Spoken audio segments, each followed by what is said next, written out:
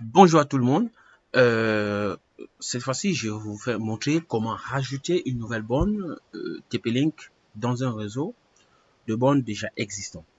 Et par la suite, vous parler de ce que c'est que la technologie Mesh. Sachez que aujourd'hui, TP-Link a largement développé cette technologie dans toutes nos bornes EAP 225 indoor et EAP 225 outdoor. Elle consiste à faire quoi? Lorsque vous avez un cybercafé ou bien un restaurant, prenez l'exemple, McDo, on fait la pub, McDo, KFC ou quoi que ce soit, il y a une borne déjà existante, mais le nombre de connexions de clients qui pourront se connecter sur la borne est largement énorme et elle fera que votre réseau ne sera pas stable, elle va planter. Vous voulez rajouter une deuxième borne, mais les murs ont déjà été faits, les câbles ont déjà été passés, vous n'avez plus besoin. Mais aujourd'hui, vous pouvez acheter une borne TP-Link et faire une connexion, une adoption dans le réseau existant, le déplacer et faire une connexion en mesh. La technologie mesh fera que elle va partager, elle va lui envoyer, injecter le signal et depuis le point d'accès source, et lui il va récupérer le signal et l'amplifier et le configurer et connecter, fonctionner comme toute autre borne quoi. Donc, vous voyez, dès lors que vous rajoutez une borne dans votre interface EAP contrôleur, il passe tout de suite en pending. En pending, les autres sont connectés, c'est normal. Il passe en pending tout simplement parce que elle est en attente de connexion. Ok? Sans il faut oublier que les bornes EAP 225 outdoor, vous pouvez aussi les installer en indoor sur des longs couloirs. Je fais adopt. Normalement, si je n'ai pas un mot de passe préalablement configuré, elle devrait s'adopter automatiquement. Et si vous avez eu à configurer un mot de passe manuellement, il va falloir mettre le mot de passe comme je l'ai bien expliqué dans la vidéo précédente. Ok, elle va passer en provisioning, c'est-à-dire elle recherche la config, elle récupère la config puisqu'on avait déjà créé nos SSID, elle va s'aligner, récupérer la config également et avoir le même SSID que tous les Wi-Fi. Voyez-vous, on a notre Wi-Fi qui est en test Marius et le invité Marius, il est en 5G. J'ai créé uniquement le test Marius parce que le réseau Wi-Fi invité, on peut, si on est dans une habitation, ce qu'on va donner à tous les invités qui arrivent chez nous.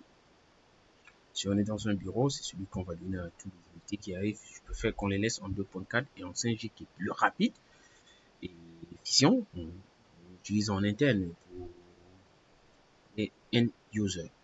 Chaque fois, vous allez voir, je vais devoir rafraîchir et je me rends compte que je suis bien et bien connecté et j'ai mes 4 bornes qui sont disponibles et prêts à l'utilisation.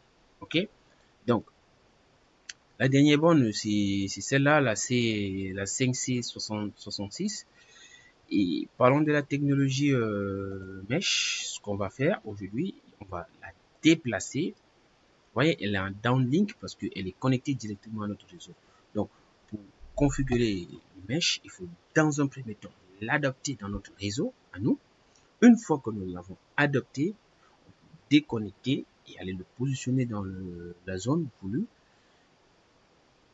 Elle va automatiquement échanger ce qu'on appelle le paquet entre les deux, entre la borne la plus proche existante, et cela va permettre euh, à vous, en tant qu'administrateur, de rajouter cette borne dans le réseau, bien qu'elle ne soit pas connectée de façon filaire ou bien par câble au réseau. Il faudra juste qu'elle soit alimentée, la borne, avec un injecteur PoE qui est d'ailleurs dans tous les cas fourni avec la box.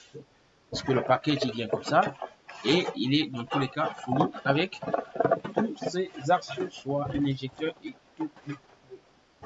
tout ce qui va avec.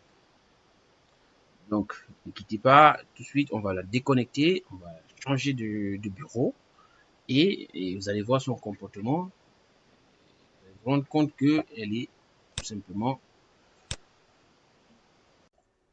Donc, vous voyez que tout à l'heure, on avait 4 bornes qui étaient bien et bien connectées.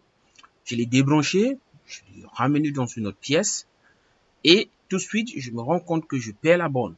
Et il y a une autre rubrique qui s'affiche qui s'appelle Isolate. Donc, je me rends compte que la borne a été isolée de mon réseau. Elle ne reçoit plus le signal. Comment donc va fonctionner, va se comporter cette borne lorsqu'on va activer le Wi-Fi, le maillage du Wi-Fi? C'est tout simplement de repartir dans la petite partie configuration de ce qui concerne le Wi-Fi qu'on voyait. Je l'ai là. Donc, ça vient, vous avez le basique, où vous allez avoir l'affichage, tous les affichages qui sont là, la config que j'ai eu à faire, Advanced Config, où j'ai activé le Fast Roaming, j'ai expliqué dans la vidéo passée ce que c'est qu'un Fast Roaming. J'ai le Mesh qui va falloir absolument activer. Une fois que j'irai, je l'active, je fais Enable et je fais Apply. Donc, et je fais Apply et je viendrai, je clique dans la rubrique Mesh et je vais demander tout simplement aux autres bornes de se raccorder et de se connecter à cette borne qui a été complètement isolée, de lui donner du signal et tout.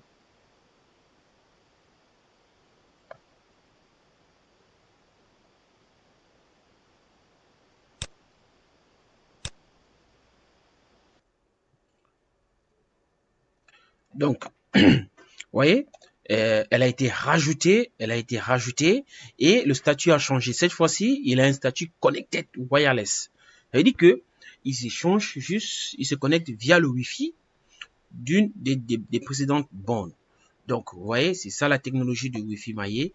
Et à titre de rappel, en général, lorsque vous faites cette configuration, si vous vous rendez compte qu'elle met du temps, n'hésitez surtout pas à aller modifier la road detection, la passer sur Enable. C'est lorsque vous allez passer la road detection à Enable, elle va vous permettre de rapidement détecter les bornes présentes sur lesquelles elles peuvent se connecter. J'espère que vous avez aimé la vidéo et que vous allez la partager autour de vous afin de ne plus avoir de soucis sur tout ce qui va être au Wi-Fi, que le Wi-Fi ne soit plus un mystère chez vous. Abonnez-vous sur ma chaîne. Posez-moi des questions concernant la technologie, tout ce qui va être Wi-Fi, chez TP-Link, les points d'accès, les bornes, y compris les switches. Je ferai quelques vidéos. Comment interconnecter, avoir plusieurs sous-réseaux et plusieurs VLAN et avoir plusieurs SSID dans différents VLAN. J'aurai une vidéo que je vais faire qui va vous permettre de sécuriser davantage votre réseau Wi-Fi. Et je vous quitte sur ce. À très bientôt.